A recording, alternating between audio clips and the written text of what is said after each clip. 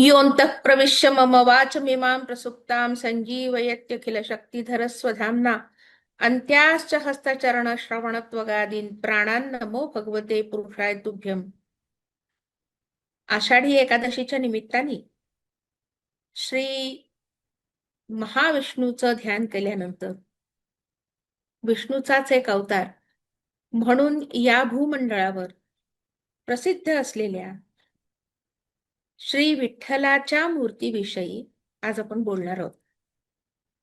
अर्थातच विषय हा सुंदरच आहे आणि ते ज्या विषयाचं आपण ध्यान करणार आहोत ते ध्यानही अतिशय सुंदर आहे. अगदी लहानपणापासून आपल्या आजीनी आजोबांनी आपल्याला हातात हातात म्हणजे दोन हात एकमेकांवरती असे टाळ्या वाजवण्याच्या निशाणी एकमेकांवरती आपटून जे एक गाणं किंवा जो एक अभंग आपल्याकडनं पाठ करून घेतला होता तोच अभंग मी आज माझ्या निवेदनासाठी घेतलेला आहे. विटेवरी उभा कटीवरी हात, काय मौजेचं पंढरीनाथ. त्यावेळेला फार छान वाटायचं ते विटेवरी उभा आणि कटीवरी हात. परंतु जसं जसं मोठं होत गेलो विष्णू भक्तीमध्ये जसा जसा उमगत गेला त्या प्रत्येक वेळेला काही ना काहीतरी नवीन गोष्ट डोळ्यासमोर आली म्हणजे दिसलीच म्हणा. कारण या सगळ्या गोष्टी की नाही आपल्याला उमगाव्याच लागतात. तर ज्यावेळी विचार करायला लागले मी की बा हा विटेवर उभा आहे आणि त्याचे हात कटीवर आहेत तर काय कारण असावं बरं. अन्य कोणत्याही देवाचं हे असलं रूप आपण पाहत नाही आणि अन्य कुठल्याही देवाबद्दल जे शब्द आपल्या संतांच्या मांदियाळींनी कधी कधी क्वचित प्रसंगी अपवादाने उच्चारले ते देखील इतर कोणत्याही देवासाठी उच्चारले गेले नाहीत. उदाहरणार्थ पंढरीचं भूतबाई. आता हे पंढरीचं भूत जेव्हा आपण म्हणतो की नाही त्यावेळेला ह्या विठ्ठलालाच हा पंढरीचं भूत म्हणतायत तुकाराम महाराज. जनाबाई सांगतात विठ्या तुझं गेलं मढ. रांडेच्या पण म्हणतात त्यांना. तर अशा प्रकारचे शिव्या शाप देऊन जर आपण या देवाची आराधना करू शकत असू तर हा देव किती जवळचा आहे आपल्या. इतक्या जवळचा आहे की तो आपल्याच अंतरंगाचा एक भाग आहे. तो इतक्या जवळचा आहे की आपण स्वतःला त्याच्यात बघतो आणि त्याला आपल्यात बघतो. या सगळ्याचा या सगळ्या भक्तीचा आविर्भाव म्हणून या विठ्ठलाबद्दल विविध संतांनी विविध प्रकारे त्याचं वर्णन केलेलं आहे, त्याचं गुणगान गायलेलं आहे, त्याची कीर्ती अर्थातच आपल्याला सांगितलेली आहे. पण हा जो विटेवर उभा आहे त्याची कथा अर्थातच आपल्या सगळ्यांना माहिती आहे की पुंडलिकाच्या भेटीला परब्रह्म आले गा. म्हणजे काय तर पुंडलिक या भक्ताला भेटण्यासाठी साक्षात श्रीकृष्ण आले. आता श्रीकृष्ण हा पूर्ण पुरुषोत्तमाचा अवतार आहे त्यामुळे दोनच हातांचा आहे तो. आणि तो ज्या वेळेला पुंडलिकाला भेटायला आला त्यावेळेला पुंडलिक स्वतः आपल्या आई वडिलांच्या सेवेत होते. कशी सेवा तर आई वडिलांचे वृद्धापकाळी जे पाय दुखतात त्यांना तो चोळून त्याला छान अभ्यंग करत होता. त्याला पादाभ्यंग म्हणतात आणि आजकालच्या भाषेत त्याला मॉलिश म्हणतात किंवा मसाज म्हणतात.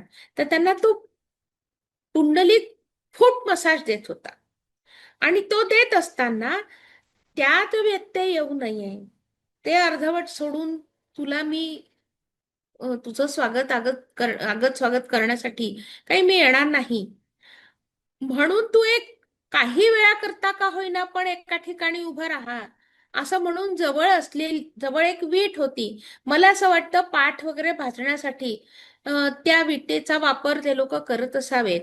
तर ती वीट त्यांनी घेतली आणि अशी टाकली आणि त्याला सांगितलं की मी तुला सध्या आसन देऊ शकत नाही, तर ही वीटच घे ना बाबा आणि त्या विटेवरती काही वेळा करता तू उभा राहा. हे जे त्यांचं वागणं होतं ते खरं तर कृष्णाला थोडस आश्चर्यचकित करून गेलं असणार, पण तो पूर्ण पुरुषोत्तम आहे त्याच्यामुळे त्यांनी शांतपणे ती वीट स्वीकारली आणि आसन म्हणून तो त्याच्यावर उभा राहिला. पु ल देशपांड्यांनी आपल्या माझा शत्रुपक्ष या लेखामध्ये घर बांधण्याचा उद्योग करणाऱ्या भावी घरमालकांविषयी लिहिलेलं आहे. आणि त्यात ते असं म्हणतात की मी त्यांच्या बरा तावडीत सापडतो. मी तावडीत सापडलो की ते मला सर्वात आधी विचारतात, जसा काही मी बांधकामात च्या अ, जागेवरती असलेला मुकद्दमच आहे असे प्रश्न असतात म्हणे. आणि त्यातला पहिला प्रश्न म्हणजे ही वीट पाहिलीत, सांगा बघू कुठून आणली होती. आता मला काय माहिती.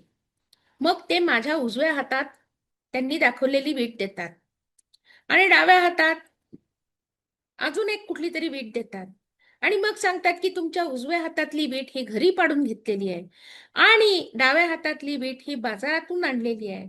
बघा बघू, दोघांची तुलना करा, दोघांमध्ये काय अंतर आहे ते सांगा.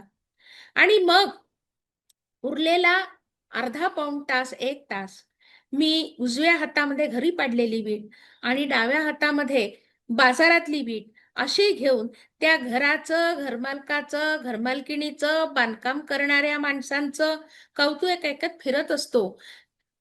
त्यानंतर मला वीट येणे म्हणजे काय याचा शब्दशः अर्थ कळला.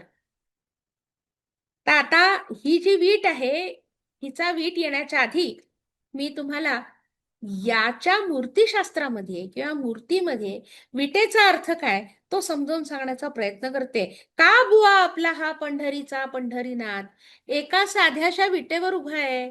का सांग का बरं त्याला एक वीट देण्यात आली, त्याच्यावरती त्याला उभं करण्यात आलं आणि थोडी थोडकी नाही, चांगली 28 युग तो त्या विटेवरती उभा आहे.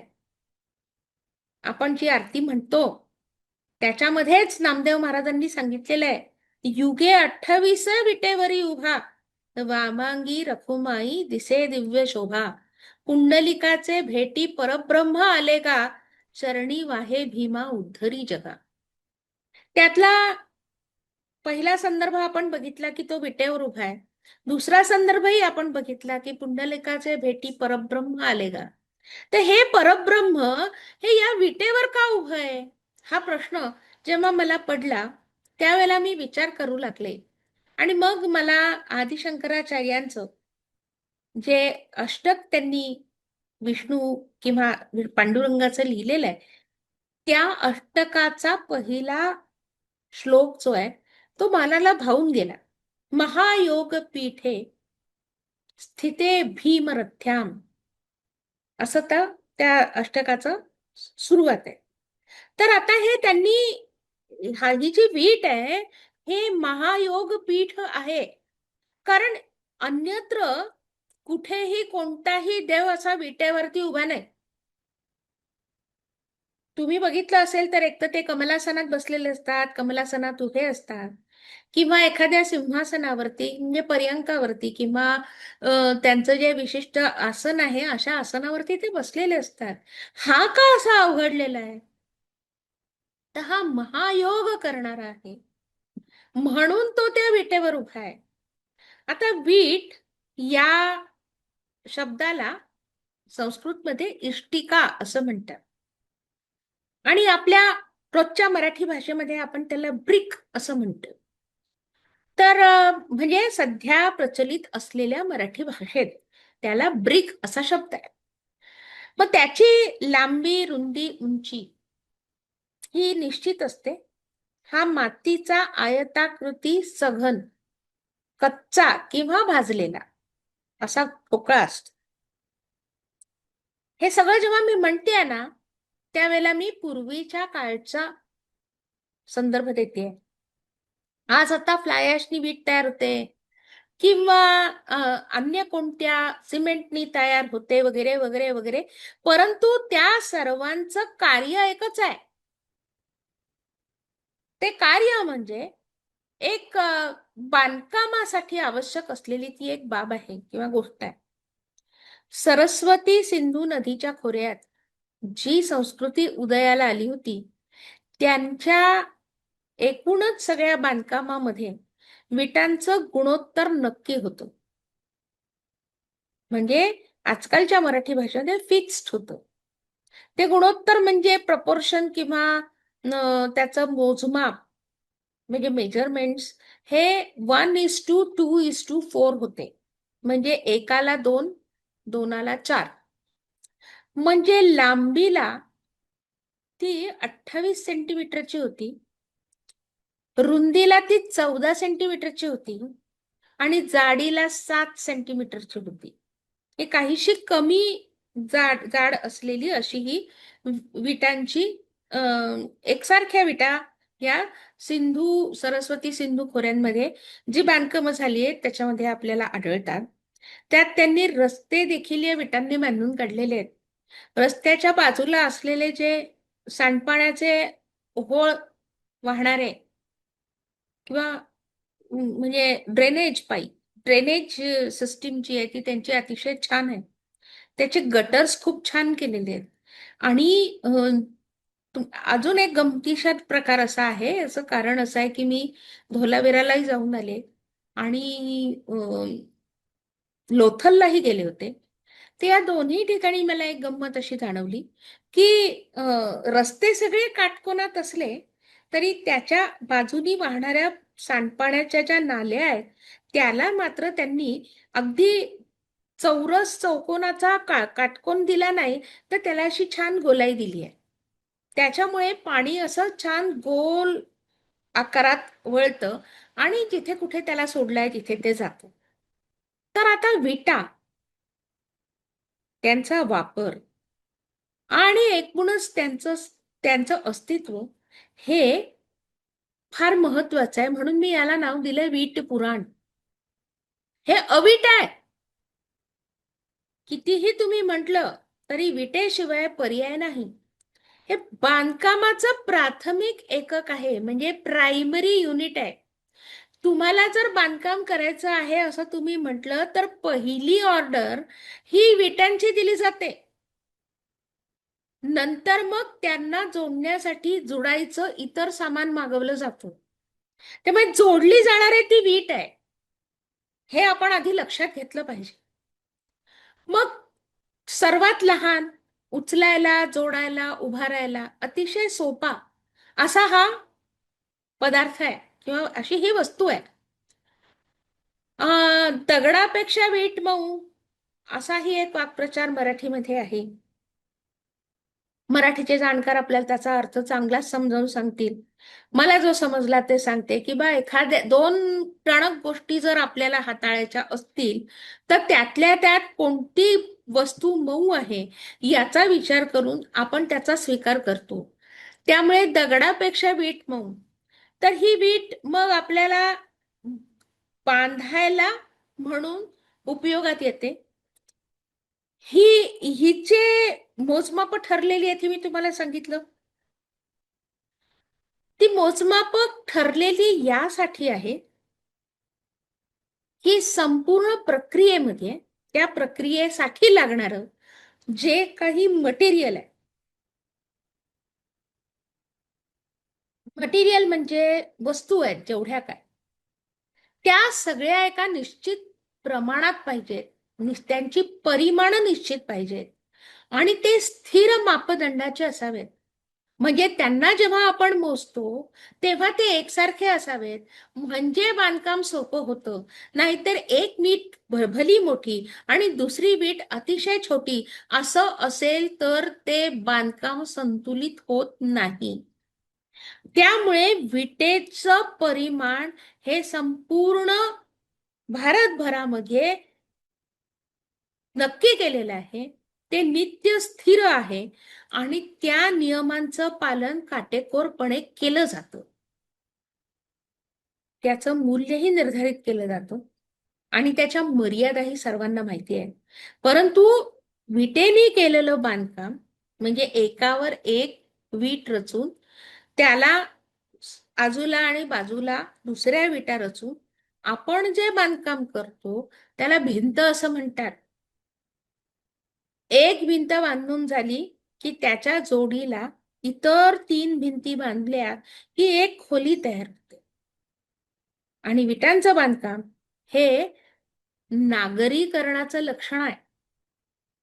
भिंत, भिंतीची होते खोली, खोलीचं होतं घर, घरांची होते वस्ती, वस्तीचा होतो वेटाळ, वेटाळाचा होतो समाज, समाजाचा होतो ग्राम, मग नगर, शहर, महानगर आणि राष्ट्र.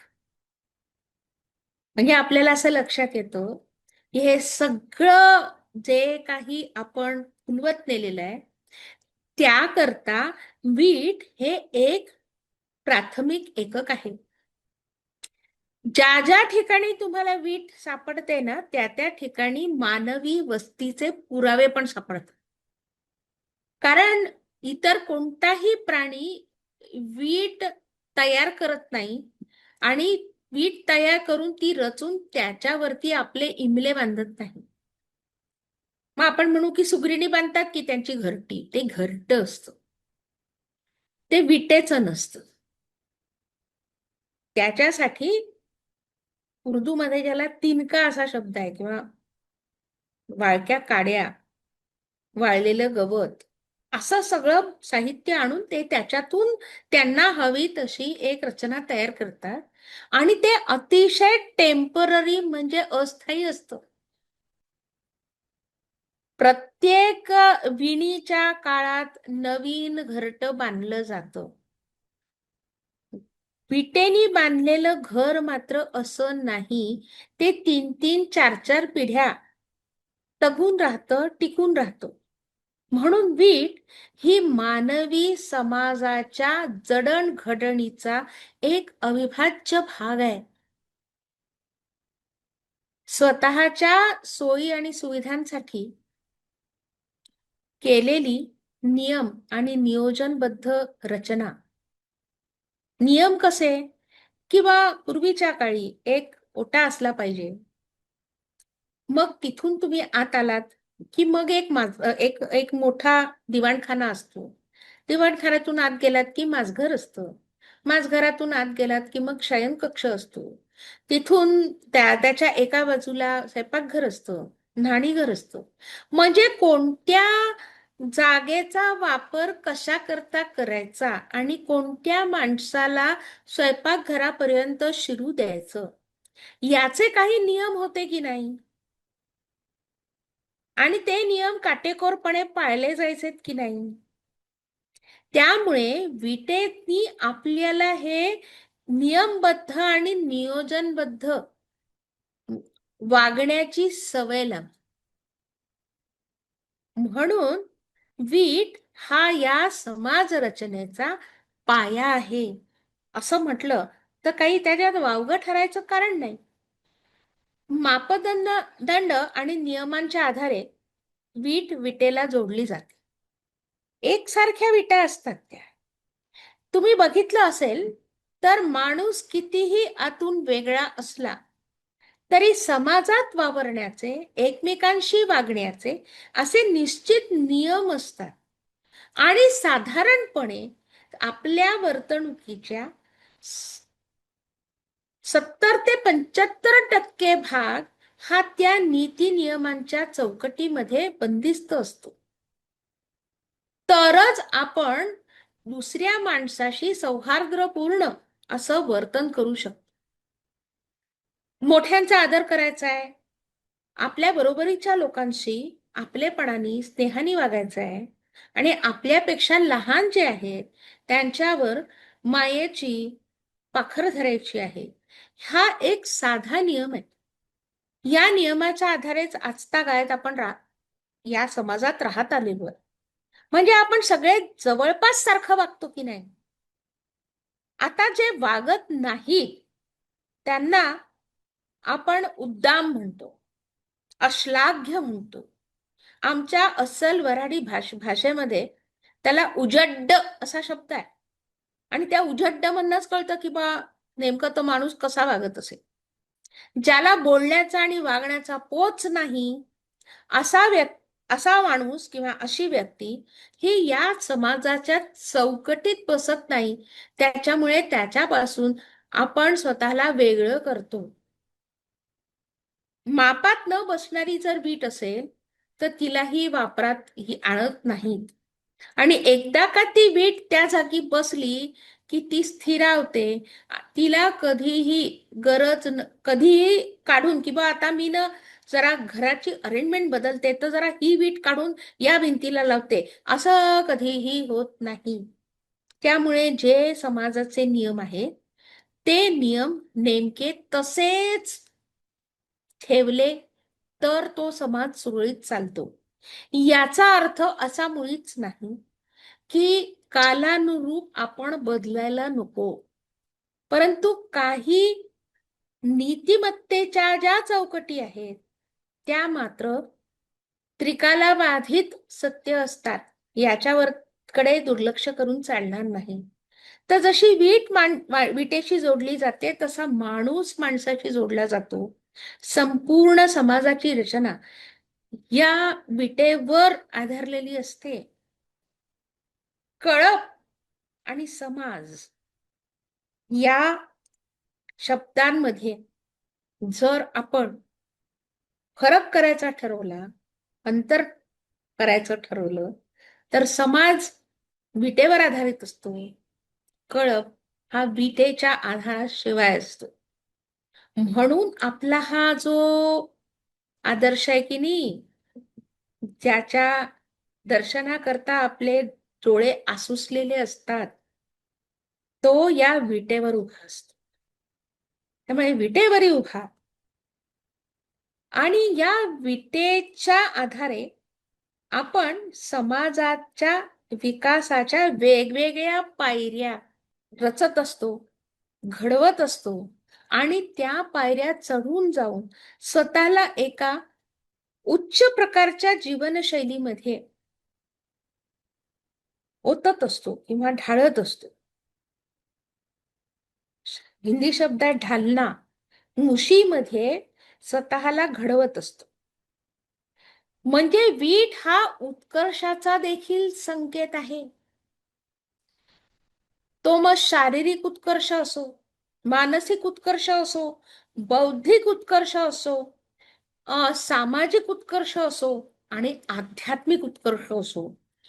विटेचं घर असणं आणि कुडाचं घर असणं किंवा वाळलेल्या गवतापासून उभारलेल्या ताट्यांचं घर असणं, यात सामाजिक प्रतिष्ठा कुणाला मिळणार आहे? तर ज्याचं घर विटेचं आहे त्याला ती सामाजिक प्रतिष्ठा अधिक मिळणार आहे. मी ज्यावेळेला गडचिरोली आणि चंद्रपूरच्या अंतर्भागात जाऊन आदिवासी पाडे आणि बाकीच्या ग्रामीण भागातल्या लोकांशी संवाद साधत होते, त्यावेळेला त्या महिलांना अतिशय लाजल्याहून लाजल्यासारखं जायचं. तुम्ही आमच्या घरी येणार? हो म्हटलं, का नाही यायचं? तर म्हणे आमचं घर असंच आहे. म्हटलं असंच आहे म्हणजे कसं आहे? तर स्लॅबचं घर नाही ना म्हणे आमचं, असं शाकारलेलं आहे. म्हटलं बरं मग? नाही तर तुम्ही कसं येणार आमच्या घरी? कुडाचं घर आहे म्हणे आमचं.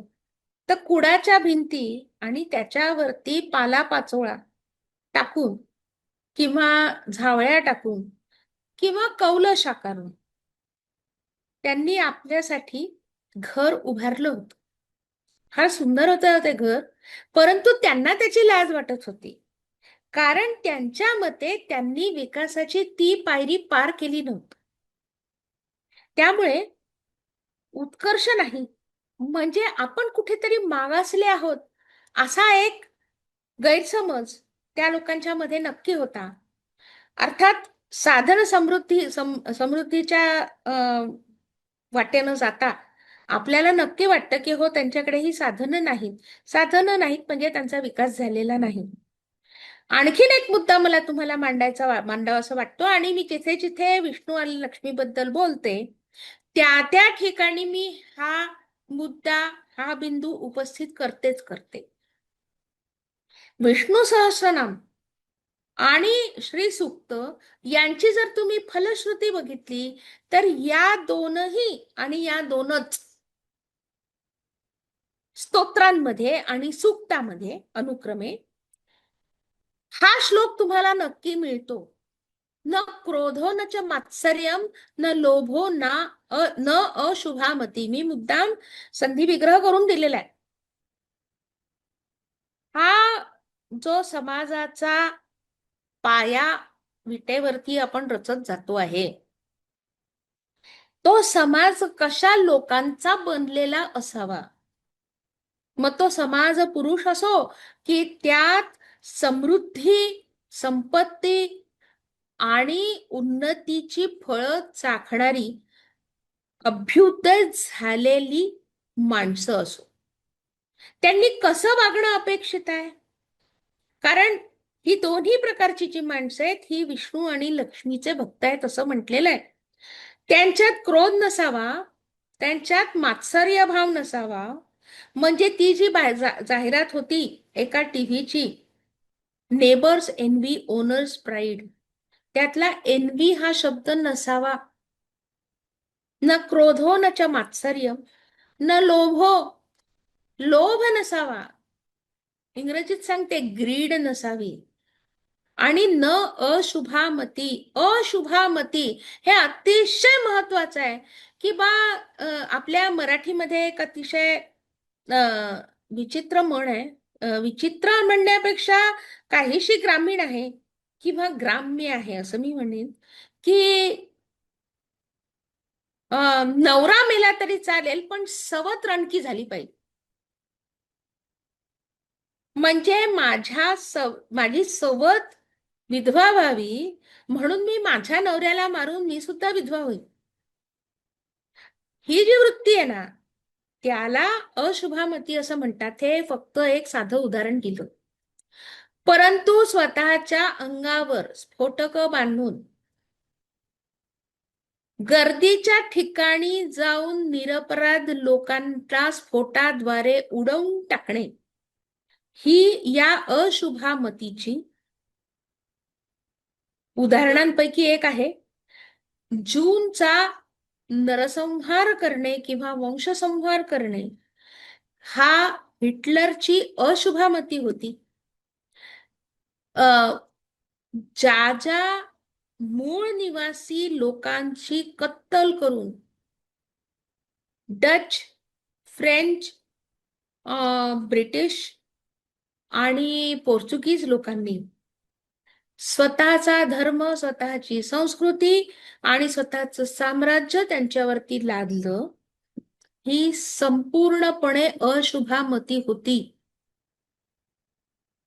या अशुभामतीचा ज्या समाजामध्ये अभाव असतो किंवा ज्या समाजामध्ये लवलेशही नसतो अशुभामतीचा, तोच समाज विष्णू आणि लक्ष्मीचा भक्त असतो. हा अर्थ आपण जेव्हा लक्षात घेतो तेव्हा आपल्या पूर्वजांची प्रगल्भता आणि एकूणच समाजविषयक चिंतन काय आहे त्याचा अंदाज आपल्याला येतो. मी पुन्हा सांगते, तो अंदाजच आहे, अनुमान मानता येतं. त्यांनी किती पुढे जाऊन विचार केला आहे याचा थांग आपल्याला लागत नाही. आणि म्हणूनच आपल्याकडे एक शब्द आहे किंवा वाक्प्रचार आहे आणि तो म्हणजे गुण्या गोविंदानी नांदणे. आता गुण्या म्हणजे काय आणि गोविंद म्हणजे काय, तर ही देखील बांधकामात वापरण्यात येणारी दोन वस्तू आहेत आणि साहित्यापैकी एक आहे. याच्याशिवाय बांधकाम व्यवस्थित होत नाही, उत्तम गुणवत्तेचं होत नाही. गुणवत्ता म्हणजे क्वालिटी. आता गुण्या म्हणजे काय, तर काटकोन. आता काटकोन हा शब्द मराठीमध्ये म्हणतात बा, इंग्रजीमध्ये त्याला राईट अँगल म्हणतात. तर राईट अँगल परफेक्ट आहे की नाही, म्हणजे दोन भिंती एकमेकांना जोडत असताना त्या 90 अंशाच्या कोनात एकमेकांबरोबर उभ्या आहेत की नाही, हे ज्या अवजारांनी किंवा ज्या आयुधानी आपल्याला कळतं त्याला म्हणतात गुण्या. म्हणजे सेट स्क्वेअर पैकी 90 डिग्री मध्ये जो सेट स्क्वेअर असतो तो. आणि गोविंद म्हणजे ओळंबा, गोला म्हणतात त्याला. एक वजन, गोलसर आकाराचं एक वजन, त्याला दोरी बांधलेली असते आणि ते वरती चढून ते त्या गोळा खाली टाकला जातो त्या वजनाला, आणि ती दोरी सरळ पृथ्वीकडे असते. ती दोरी ही लंब म्हणजे परपेंडिक्युलर असते. म्हणजे पृथ्वीशी असलेला भिंतींचा कोन हा देखील 90 अंशाचाच असला पाहिजे. आणि तो व्यवस्थित आहे का नाही हे बघण्यासाठी हा ओळंबा टाकला जातो. पेंड्युलम असंही त्याला म्हणतात. तर हा म्हणजे गोविंद. लक्षात घ्या, गुणे आणि गोविंद. ज्या वेळेला दोन भिंती एकमेकांशी काटकोनात असतात आणि त्या दोन भिंतींनी जमिनीशी काटकोन म्हणजे लंब साधलेला असतो, म्हणजे त्या दोन्ही भिंती परपेंडिक्युलर टू द अर्थ असतात, त्यावेळेला त्या अतिशय मजबूतपणे एकमेकांच्या आधाराने उभ्या राहतात आणि त्याच्यावर साकारलेलं जे छत असतं ते अतिशय स्थिर असतं. ते खाली पडत नाही. त्याला कुठल्याही प्रकारचं अनामॉली येत नाही. सांगण्याचं तात्पर्य आहे की याच्यासाठी सुद्धा त्यांनी या गोविंदाचीच, त्याच नावाची निवड केली. माणसांनी देखील एकमेकांशी गुण्या आणि गोविंदांनीच राहिलं पाहिजे, ही अपेक्षा या समाजानी माणसांकडनं केलेली आहे. विचार करा, आपण काही शब्द सहज बोलून जातो की ते सगळे गुण्या गोविंदानी राहतायत. अरे पण म्हणजे काय बरं, हा शब्द किंवा हा शब्द प्रयोग तुम्हाला इतर कुठल्याही पाश्चात्य भाषांमध्ये सापडत नाही हो. म्हणजे किती गमतीदार प्रकार आहे की गोविंद, गुण्या हे शब्द हे भारतीय भाषांचे खास भाषा वैभव आहे. आणि म्हणून मला असं वाटतं की समाज पुरुष हा कसा असावा याचं मूर्तिमंत उदाहरण म्हणजे आपला हा आजचा विठ्ठल आहे. आजचा म्हणजे जो 28 युगांपासून उभा आहे. म्हणून आपला समाज हा गेल्या अनेक सहस्रकांपासून विविध आक्रमण सहन करत त्यात चिवटपणे तगून राहत आजता गायत स्वतःचं स्वत्व कायम राखून आहे. याच्या मागचं कारणच आपण समाज हा गुण्या गोविंदानी राहावा अशीच जडणघडण केलेली आहे. 28 युगांचा कालखंड सुरू आहे आणि त्या 28 युगांमध्ये हा श्रीकृष्ण म्हणजेच विठ्ठल एका विटेवर, एवढीशी जागा आहे ती, त्याच्यावरती समचरण म्हणजे 2 पावलं एकमेकांशी समांतर अशी ठेवलेली आहेत. त्याचा पाठीचा कडा आपल्या जमिनीला परपेंडिक्युलर आहे, म्हणजे लंबकोनात आहे, म्हणजे 90 अंशात आहे. आणि त्याचे डोळे जे आहेत ते भूमध्यावर जडलेले आहेत. हे योग करण्याचंच लक्षण आहे. तर योग स्थानक असं डॉक्टर देगलूरकर सर आम्हाला सांगतात. त्या मागचं कारणच हे आहे की हा योग हा शब्द, योग म्हणजे योगासन एवढ्या पुरता तो मर्यादित नाही, तर योग म्हणजे जोडून आणणं, एकमेकांशी मेळ घालत पुढे जाणं. आपण म्हणतो ना की आज तुमचा भेटण्याचा योग होता. हा जो योग आहे तो म्हणजे एकमेकांना जोडणं. तर ही जी जुडाई आहे ही विटेची पण होते आणि ही जुडायची आहे, ही माणसांची पण होते. आपला स्नेहबंध असतो, आपण जोडलेले असतो एकमेकांशी, ते सांगण्यासाठीच हा विटेवर उभा आहे आणि योग स्थानक मुद्रेत उभा आहे. ही म्हणून त्याला शंकराचार्य महायोग पीठ असं म्हणतात. आणि त्याची दुसरी जी ऍक्शन आहे असं आपण म्हणू, तर त्यांनी आपल्या कमरेवरती हात ठेवले, कटीवर. जेव्हा अशी कमरेवरती हात ठेवून आपली आई उभी राहते ना, तेव्हा तिच्याकडे बघा, तिचा तो जो अवतार आहे की नाही, so she is in charge of the complete situation. परिस्थितीवरती नियंत्रण मिळवलेली जी व्यक्ती असते की नाही, ती अशी कमरेवर हात ठेवून उभी राहते. आव्हान स्वीकारण्यासाठीची मानसिकता तिची असते आणि तिचं शारीरिक बल जे आहे, तिचं बौद्धिक सामर्थ्य जे आहे, निर्णय घेण्याचं स्वातंत्र्य जे आहे, आणि ह्या सगळ्या परिस्थितीवर पूर्णपणे नियंत्रण करण्याची तिची क्षमता, त्यासाठी लागणारा मानसिक संतुलनाचा भाग आणि स्थैर्य, हे सगळं या कटीवरच्या हातावर अवलंबून असतं.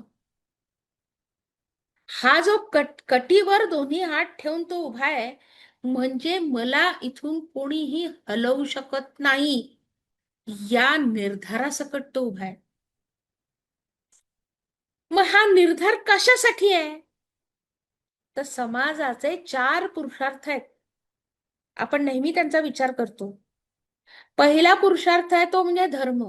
आणि धर्माची व्याख्या ही कधीच तुम्ही कोणत्या देवाची पूजा करा किंवा करू नका, आणि कोणत्या देवाची पूजा करणारे तुमचे शत्रू आहेत आणि त्यांना मारून टाका,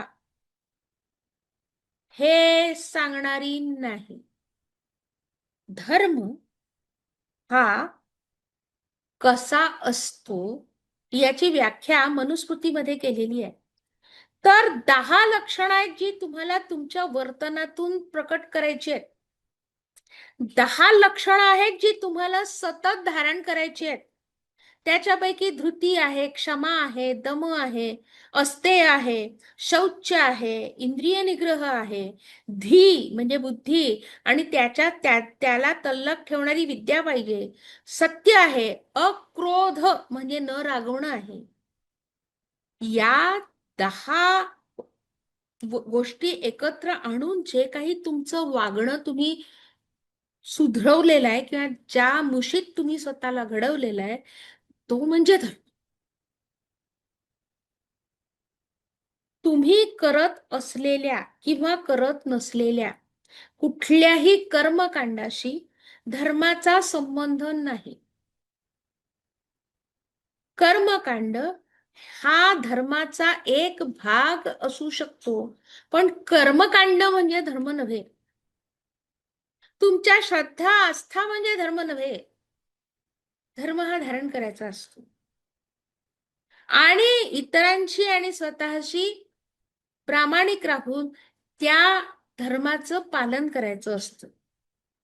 म्हणून तिथे सत्य असा शब्द आलेला आहे. दुसरा पुरुषार्थ आहे, त्याला म्हणतात अर्थ. विदुर नीतीमध्ये युधिष्ठिराला विदुरानी जी शिकवण दिली, त्या शिकवणीतला हा श्लोक आहे की लक्ष्मी म्हणजे संपत्ती ही उद्योग किंवा कार्याच्या तळमळीतून जन्माला येते. आळशी माणसाला कधीही लक्ष्मी प्रसन्न होत नाही. ही लक्ष्मी माणसाच्या प्रतिभेनी आणि प्रगल्भतेनी वाढते. प्रगल्भतेनं वर्धिता. कामातील चातुर्यामुळे किंवा कौशल्यामुळे तिला घट्ट मूळ धरता येतं. दाक्षेण तु कृतामूला संयमेन सुरक्षिता. आता जर तुम्ही संयम बाळगला, वाजवी खर्च केला, आणि योग्य प्रकारे योग्य ठिकाणी विनिमय केला तर हा अर्थ वाढणार असतो. त्यामुळे आर्थिक स्थैर्याकरता, समाजाच्या समृद्धी करता हा सगळा उद्योग जो आहे तो महत्वाचा आहे. आणि त्याच्यामुळे अर्थ हा देखील 4 पुरुषार्थांपैकी एक आहे. मग येतो तो काम. काम्यते जनैः इति कामः सुखम. काम्यते जनैः म्हणजे लोकांद्वारे ज्याची इच्छा केली जाते, इति कामः, त्यालाच काम म्हणतात. आणि हीच इच्छा किंवा वासना हेच सुख आहे. कारण काम हा केवळ शारीरिक वासनेशी संबंधित नाही, तर आपल्या पंच ज्ञानेंद्रियांनी आणि पंच कर्मेंद्रियांनी या संपूर्ण विश्वाचा योग्य वैध रीतीने घेतलेला, नीतिमूल्यात बसणारा उपभोग म्हणजे काम. ह्या बरं, आता मी मोक्षाबद्दल बोलणार आहे, परंतु हे चारही जे पुरुषार्थ आहेत त्यातले 3 जे आहेत हे लक्ष्मीच्या अधिपत्याखाली येतात. ही जी लक्ष्मी आहे ना आपली, ही तुम्हाला धर्म पाळायला लावते. हीच तुम्हाला कामपूर्ती करून देते आणि हीच तुमचं अर्थचक्रही व्यवस्थित चालवते. आणि ती समाज पुरुषाला आवश्यक असते. म्हणून या लक्ष्मीला आपण आराध्य देवता म्हणून पूजलेला आहे. लक्ष्मी ही समृद्धीची, संपदेची, बौद्धिक प्रगतीची, प्रगल्भतेची अशी देवी आहे. त्यामुळे गणेश आणि लक्ष्मी एकत्र पूजन केलं जातं. कारण तो चांगली बुद्धी देणारा आहे आणि ही त्या बुद्धीचा विनियोग करणारी. विष्णू पुराणात जी मोक्षाची व्याख्या दिलेली आहे ना, ती जेव्हा आपण बघतो त्यावेळेला आपल्याला नेमकं कळतं की काय त्यांना म्हणायचंय. ते परब्रह्म जे समस्त प्राणीमात्रांच्या हृदयरूपी गुंफेत स्थित आहे, ते भगवान विष्णूंचं परमधाम आहे. आणि हे जेव्हा तुम्हाला प्राप्त होतं त्यानंतर तुम्हाला पुनर्जन्म नसतो. ही सर्वोच्च अवस्था आहे ज्यात आत्मा या सांसारिक बंधनांपासून मुक्त होतो आणि परमानंदाला प्राप्त होतो. हा परमानंद म्हणजे हा विटेवरती उभा असलेला, ज्याचं स्मरण करत आपण आज हा सगळा चर्चा करतो आहोत, तो महाविष्णू अर्थात कृष्ण स्वरूपी विठ्ठल आहे. ज्या वेळेला कटीवरती हात का ठेवलेले आहेत याचा धांडोळा मी घेत होते, त्यावेळेला मला पुरुष सूक्त, ज्याचा विनियोग कोणत्याही विष्णू मूर्तीच्या अभिषेकाच्या वेळेला केला जातो, त्यातली तिसरी ऋचा आपण लक्षात घेतली पाहिजे. एतावानस्य महिमातो जायांश पुरुषः पादोस्य विश्वाभूतानि त्रिपादस्यामृतम दिवी. संपूर्ण विश्वापेक्षाही आणि सृष्टीपेक्षाही हा परमेश्वर अनेक पटींनी महान आणि श्रेष्ठ आहे. त्याच्या 1/4 भागामध्ये संपूर्ण विश्व सामावलेलं आहे. 1/4 भागात.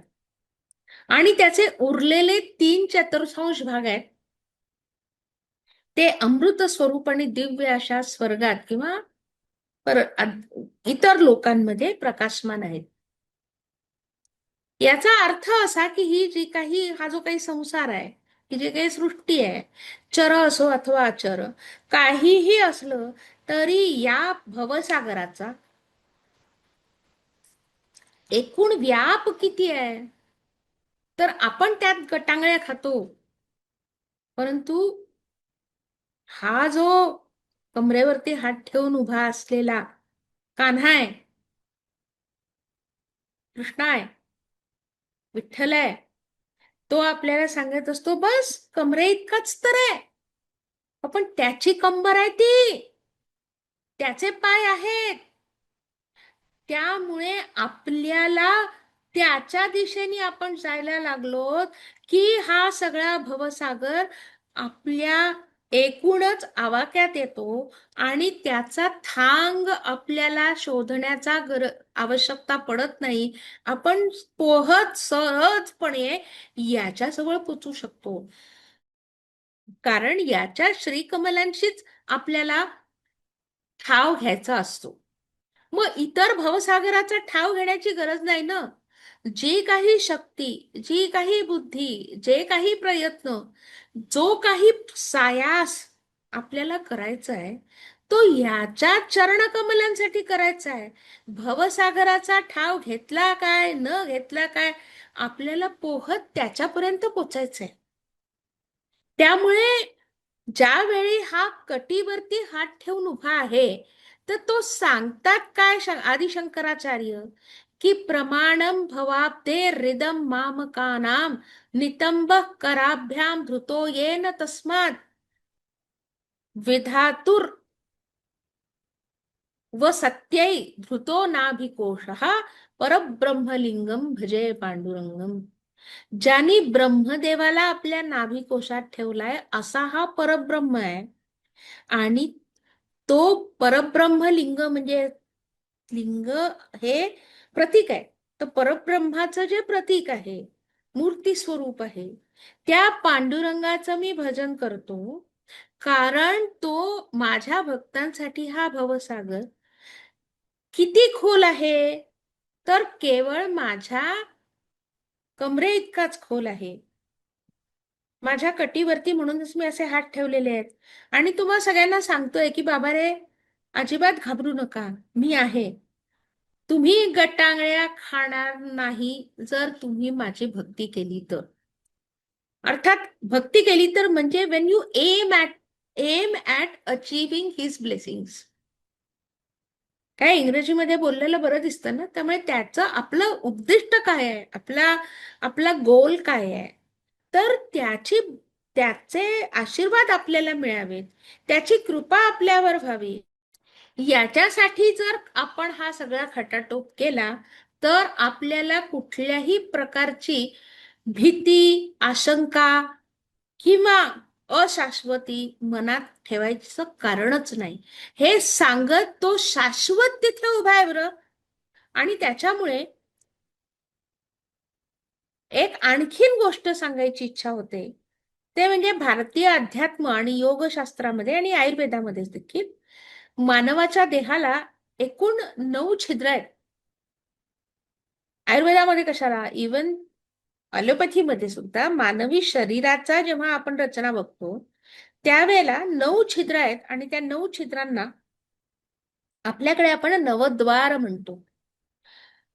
देह जो आहे तो नगर किंवा मंदिर आहे आणि या नगराला किंवा मंदिराला एकूण 9 द्वारं आहेत. त्यापैकी 2 डोळे ते तुम्हाला दर्शन देतात, म्हणजे दर्शन म्हणजे तुम्ही पाहू शकता आणि तुम्हाला ज्ञानप्राप्तीसाठी महत्वाचं साधन आहे. 2 कान आहेत, तुम्हाला ऐकता येतं आणि श्रवण सुख मिळतं त्यातून.